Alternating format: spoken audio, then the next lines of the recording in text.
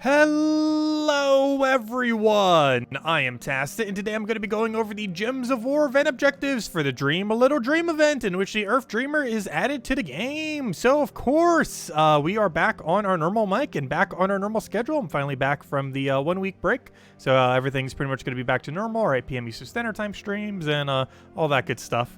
But anyways, as far as the new troop that we ended up getting today, it is coming in with green, purple, or green, brown arcanes. As far as the troop itself, it is underneath the category of why do they keep adding completely useless buffing troops.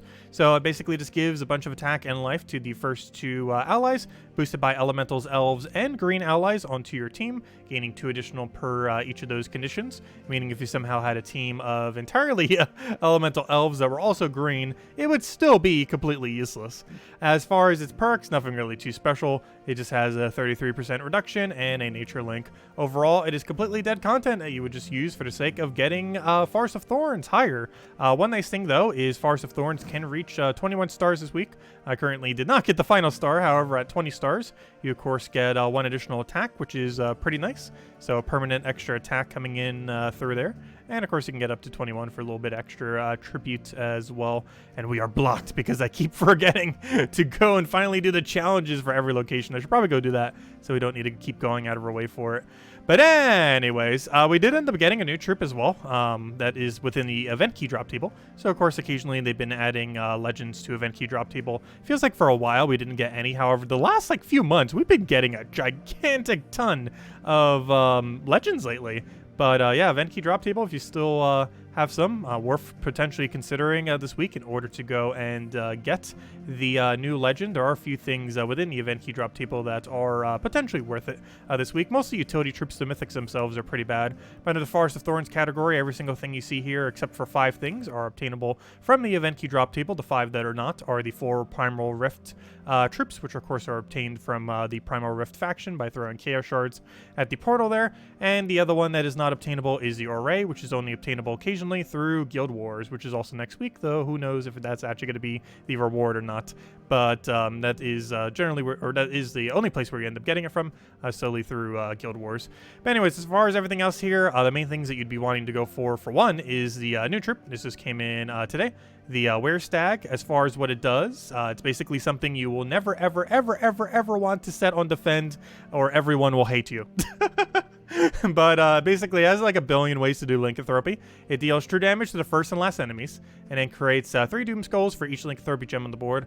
Overall, this ability, pretty underwhelming. Has a weird mix of physical damage and true damage, unless you were using something that has a really high chance of doing true damage on skulls, and even then, probably not worth the synergy. It also has a little bit of a weird condition in that it is creating Doom Skulls based on Lycanthropy gems, and even if you have a really high amount of Lycanthropy gems currently on the board, you're basically going to wipe them all by getting all the Doom Skulls, so a little bit weird. However, that board wipe will end up basically applying Lycanthropy to every single enemy on the opposing team, assuming there are already multiple Lycanthropy gems on the board. On top of that, it has 2 additional ways of doing the Lycanthropy. It has that 50% converting thing that quite a few troops are starting to get now, and particularly this season. And it has a unique new trait, which is going to be absurdly annoying. It inflicts a Lycanthropy on a random enemy when matching 4 or more gems. So basically like applying Death Mark every single extra turn, this thing ends up doing Lycanthropy. Similar to if you were to do something like Death Mark every single turn, this has a similar flaw in that if you reapply Lycanthropy to something that already has Lycanthropy, it refreshes the 0 turn or the 1 turn delay, where it has a 0% chance of inflicting the effect. So similar to Death Mark, if you keep spamming it over and over and over again, you're going to keep resetting the 1 turn delay on it actually being able to trigger Lycanthropy, basically causing you to never actually be able to trigger the Lycanthropy. However, it can also have a little bit of the inverse effect in that if you just have it on a defend team, it's occasionally going to get a few of those Lycanthropy effects down, and it's probably going to end up getting a very annoying convert. So this thing is probably among one of the most annoying, if not the most annoying thing that has the Lycanthropy effect so far added to the game. So yeah, never use it. But that's that thing. I still get it though for kingdom upgrading and everything. But as far as things that you actually want to be seen as drops, there are a few things that are worth considering if you don't already have that you might want to pick up as utility troops. One pretty noteworthy one is Forest Troll. Of all the trolls, it is the most useful of the trolls. It doubles greens, it creates 3 more, which is the same kind of premise for every single troll, except this one does it for green. Main reason why this ends up working out really well is it has really good synergy with Truffle and Beatrix, both of which end up creating mana back into it, which it feeds back into the other troop. So basically it doubles the green, which feeds into the Truffle or the Beatrix, and then those troops create brown, which feed back into the Forest Troll, and basically just keep feeding back and forth, which is obviously very useful. The other thing that it has is a really good trait setup, having both Entangle on Skull as well as having Skull Reduction, as well as a little bit of regen, but of course the other two mostly being used. So it's pretty tanky first slot, being able to survive pretty long. Aside from that, Green's here, pretty nice pickup just to have, is a pretty standard convert, ends up getting a little bit of Entangle. A few instances where it's used, but definitely worth having around. Probably another pretty useful one, King Avalon. Main gimmick of this guy is he has 50% elf starts. The main thing that this is used for is Orb Weaver hero class and Arachne Weaver. If you have Arachne Weaver and you do not have this legend, you definitely do not want to leave this week without this. Or if you're planning on getting Arachne Weaver very soon and you don't have King Avalon, definitely worth getting this troop. It's 50% elf start is very, very strong with Arachne Weaver. And of course the Orb Weaver hero class gains quite a bit of a benefit too, since it will allow it to start with half mana start, which is required to have this troop. So great synergy in both those instances, and all three of them tend to be used together with an Empower troop. Very often makes for a really good Guild War defend team, and can occasionally be used offensively too. However, it is mostly a Guild War defend kind of team. If you want to max out Rowain is available on the event key drop table. Personally, not really that worth necessarily going all the way max, but if you're using Rowain a lot and you want to have that little bit extra damage and you feel like you need it, definitely worth considering. Aside from that, Sylvanie Mora, while very situational on if it would be used, it does have an interesting gimmick in that it automatically entangles the first enemy. One pretty useful thing that this has synergy-wise is if you're doing skull spam, basically what you could do is end up killing out the first enemy, and then the entangle will retroactively target the next one. So if you were to do a skull spam and it just wipes out whatever is currently in first slot, the entangle will automatically hit onto second. So you don't need to worry about if you lose your turn or you don't have any more skulls, the enemy being able to hit you back with skulls, because it will retroactively re-entangle whatever the next troop is in their lineup, assuming you just took an extra turn off those skulls. So overall, very situationally used in some skull spam teams. Overall, not the greatest, but its final trait does have a unique interaction, at least in that regard. And if I'm not mistaken, that is pretty much it. Everything else is rather useless or so situational that it's almost never used. One pretty noteworthy thing is both the mythics here are absolutely horrible that you'd pretty much just get for kingdom upgrading purposes, which of course you would need for the 20 star as well as the 10 star, of course. But as far as their actual usability, both the two mythics that are residing here are pretty bad. The Yasmin's Chosen is basically just a weaker version of the Wild Queen, and the other one is basically just a tangle option with a little bit of bleed that you're better off just using a pure entangling option and something else that has the better damage source, and just very useless. Might as well use Mother of Darkness if you want bleed, or almost any other entangler if you actually want an entangle, so you don't really tend to use the troop for either of those two aspects. But overall, if nothing else, definitely worth using some event keys to get all the utility troops, and if you're way later in the game, you're pretty much just doing it to go and max out Werestag. And don't forget, whenever a new legend does come in through the event key drop table, it is generally a good idea to get one or two, and then just simply use a blue orb on it in order to get it up graded. It saves you a lot of event keys in that regard, since it would cost you quite a few to actually get it all the way maxed. So do be wary of that. You pretty much just want to get a copy or two and then use a blue orb on it if you are looking to max it out. Otherwise, it could cost you a couple thousand event keys if you get super unlucky. That is potentially worth doing if the mythics were actually good from the kingdom, but of course they are not. Anyways, as far as the world event this week, we do luckily have both skull damage and spell damage, so that makes this obviously quite a bit easier than it would normally be. As far as the order, it is a bit annoying. As far as legendaries, the Werestag is better than the Umbra Wolf. As far as epics, the Rhinogore is better than the Forest Troll, and for the ultra rares, the Snowy Owlbear is better than the Vine Marten. If you don't want to memorize any of those, basically just never take Vine Marten and you should be perfectly fine. Just do rarity order and never take Vine Marten if you can help it. And if you do that, you should pretty much automatically be doing the best order, since most of the other ones you're pretty much just going to be taking before they disappear anyways. So yeah, as long as you do that, you should pretty much be good to go for getting maximum amount of points. The restriction is Green Elemental Fae.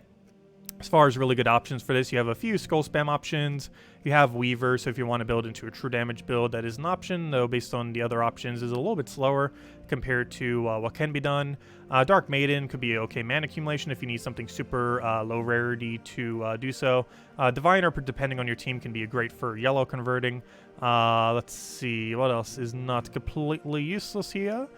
Depending on how you want to go about it, you can do 50%... Oh, never mind. Sorry, that's Titan Hero Glass. I was like, wait, you don't have 50% mana start. But King Gobtruffle, going to be one of your main options that you're going to be using. Has a full AoE into, obviously, extra turn. And this makes it ridiculously strong. And you just kind of loop it, even have two of them in your team. And just kind of go crazy from there. Given that you are having a lot of elf restriction, you can of course go for the 50% elf if you want to utilize somewhere around there. If you need something super cheap, Lasher is a great low rarity damage source. If you don't want to have a risky Rowan into your team, of course you have Rowan as well. Phoenicia I wouldn't really advise, however it is usable if you do want to use it for this event. If nothing else, maybe the earlier battles could be okay, but you don't have half mana start for, so it's going to be a little bit slower. As I mentioned, Rowan you could use as a damage source, might be a little bit risky given that if it gets hit on armor, you're going to lose a bit of damage. However, can be used at least initially for really high damage. Siren has its empowers, so you can end up getting a bit of mana accumulation for it, can end up being okay. Wild Queen, if you want to go to Skull route, is going to be pretty much the main thing you're going to want to be using, since you can keep spamming Wild Queen and getting great value there. Given that you're restricted to have to use green, Tulio is going to be an absolutely amazing option for mana accumulation.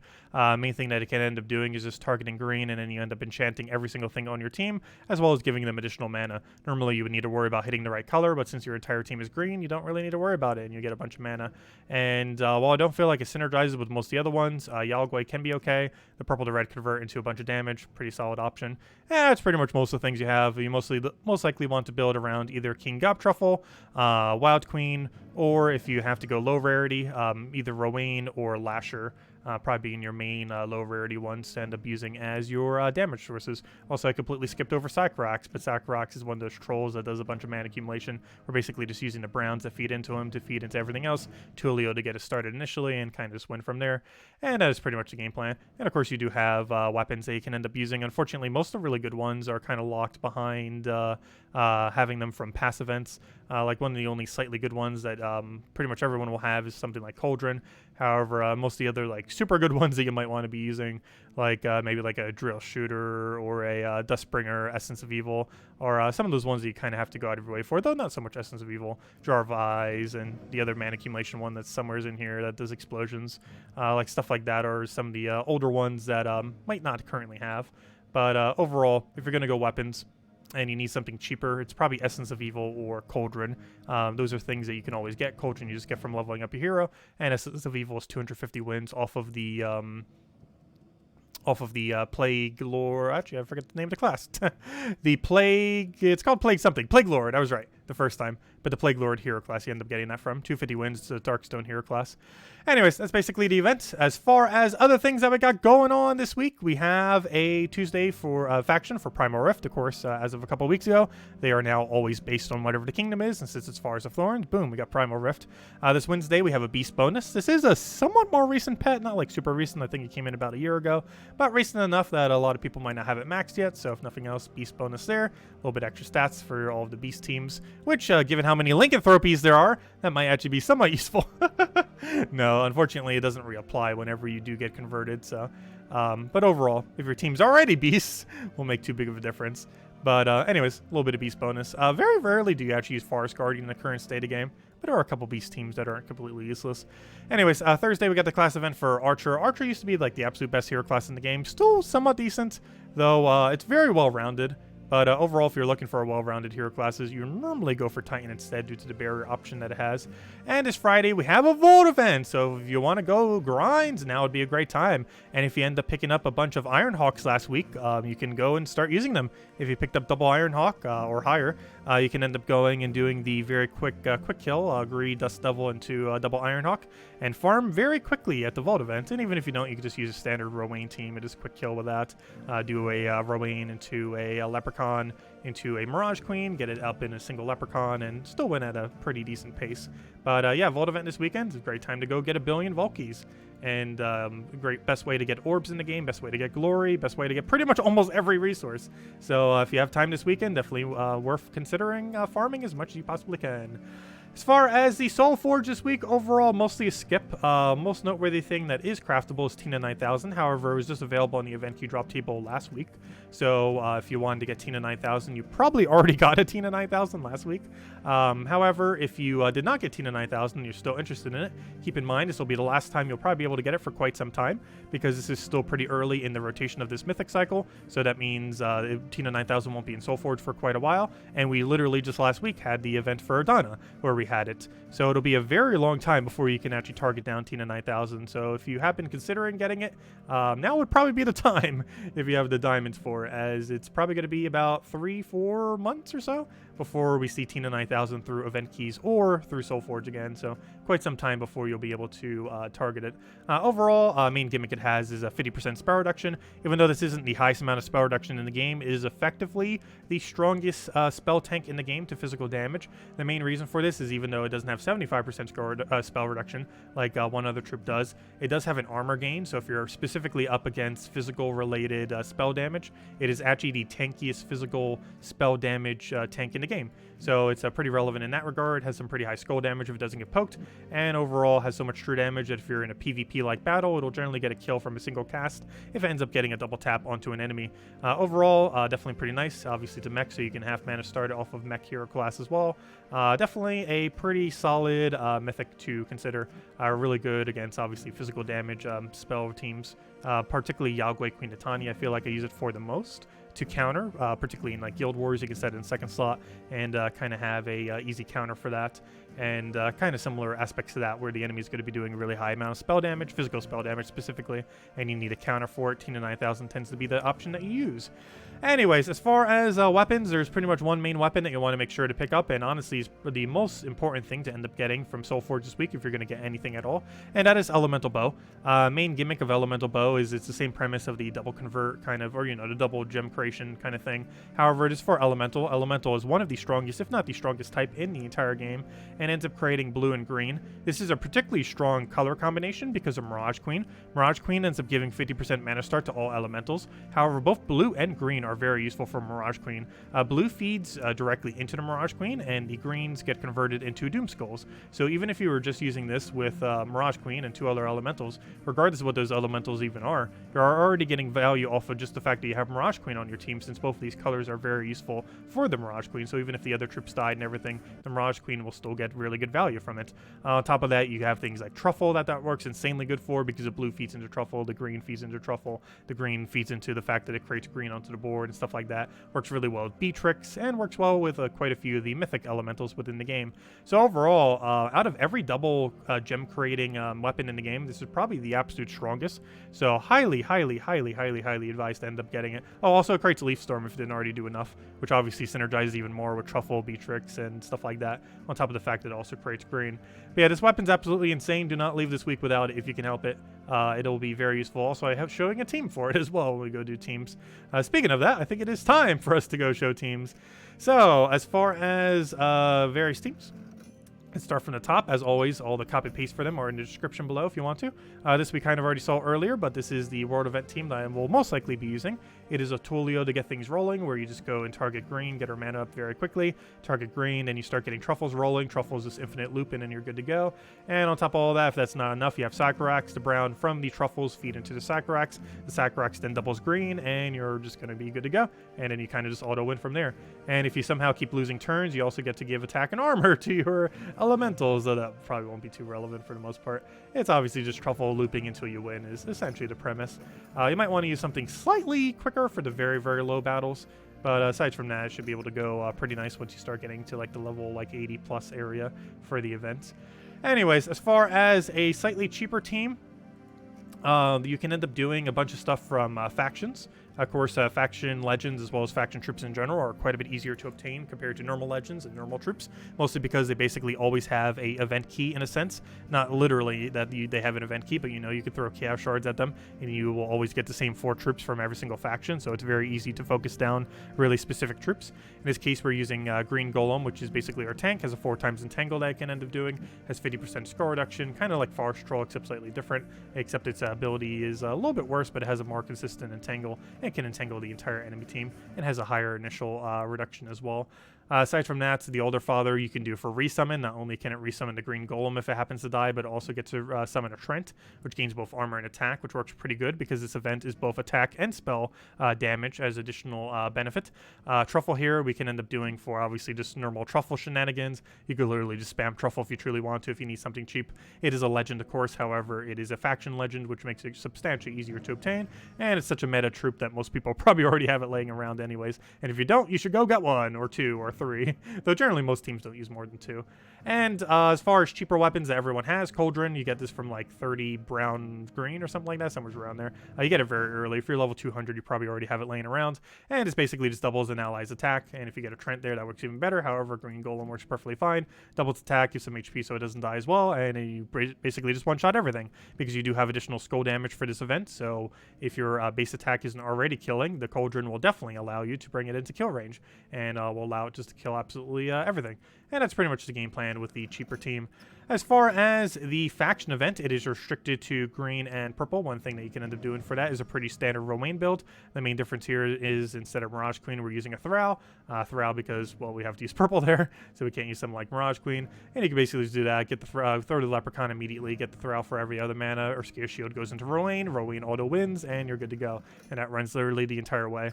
As far as pure faction, you can end up going 4 Alder Fathers, or Green Golem into 3 Alder Fathers, or literally anything in first slot that's a faction troop followed by 3 Alder Fathers. The main premise of this build is to kill out your first slot and deliberately let it die. You then want to keep summoning until you get a Trent on the first battle, ideally. And or if the first battle is, or if the second battle is a little bit easier, you might want to do it on the second or third battle. But generally, you just do it on the first battle. Kill out your first troop. Replace it with a Trent, and the main reason why you want to get a Trent there is Trent gains both armor and attack, which gives it not just only a durability, but also the attack to be able to basically beat out the faction, and it synergizes really well with the fact that it also has skull spam, so you'll basically be able to go and upgrade your attack and armor, the armor to make sure you don't die, the attack to make sure you can kill everything, while having a skull spam option. And that's pretty much the whole premise, is kill out your first slot, make it into a Trent by not putting Trent into your team, but by specifically summoning Alpha Alder Father, so it still counts as pure faction. As long as your team starts pure faction, it doesn't matter what it ends as, and you basically just get to Trent there and then carry the entire delve off of Trent, since it basically tanks like crazy and then gets the additional damage off of Alder Father. And that's pretty much the whole premise, is you just kind of auto win off of a Trent summon and then win. That is pretty much the whole premise of pure faction. Get a Trent in first slot and then auto win. That is the faction in a nutshell. Anyways, as far as the Archer class events, you're restricted to specifically elves from Forest of Thorns. You can end up just doing this with triple Owl Rider into a yellow full AoE weapon. If you don't have Dawnbringer, you can use the other one, which is 250 wins off a Dervish Hero class, which is called the, I have no clue what the name is, weapon. Dancing Daggers. So if you don't have Dawnbringer, you can end up doing the same premise with Dancing Daggers, which is 250 wins off the Drifting Sands Hero class of Dervish, and you basically just auto win off of that. And of course, if you have Dawnbringer, better just use Dawnbringer, and yeah, that's pretty much the whole premise. And this is your alternative if you don't have Dawnbringer. As far as Elemental Bow, I would mention a Elemental Bow team. So, of course, Elemental Bow, if you're going to get anything this week from Soulforge, is the thing you want to get. Absolutely amazing weapon. Quite a few things you could do with this. This is probably the more standard team that you would end up doing. But there's quite a few creative things that you could do with Mythics as well, though I figured we show a little bit of a cheaper team that doesn't use any Mythics at all. So, basically, this team is Farce Troll, King Gob Truffle, Mirage Queen, and the Bow.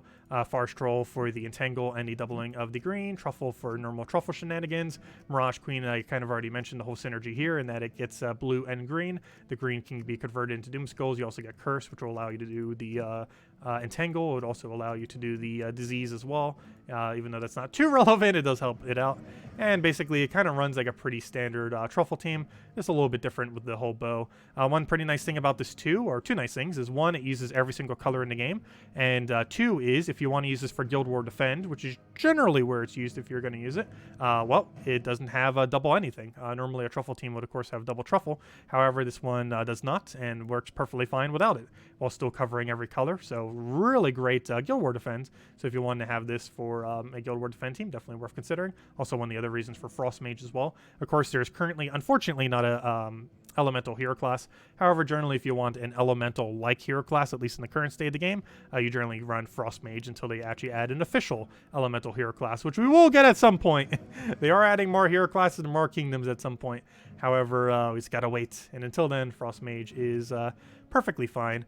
But anyways, guys, that'll wrap it up for this video. Of course, we are back at normal schedule, so we will be streaming tonight at 8 p.m. Eastern Standard Time, going over all of the Chapter 5 tasks, as we always do, as well as every single night having our 8 p.m. Eastern Standard Time stream again. So anyways, guys, if you still have any other questions, feel free to leave it in the comment section below. And I hope you all have a wonderful week, and I will catch you guys later. Goodbye, everyone, and thank you all so much for watching.